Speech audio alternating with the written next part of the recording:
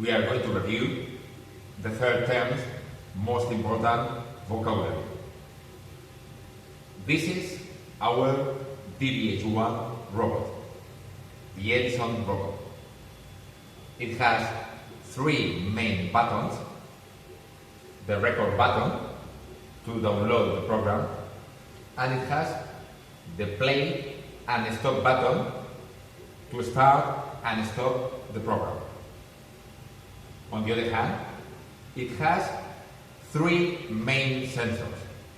The first one, the light sensor, in order to know if there is light or not. The second one, the infrared LED, in order to know if there is an obstacle in front of it. And finally, the sound sensor,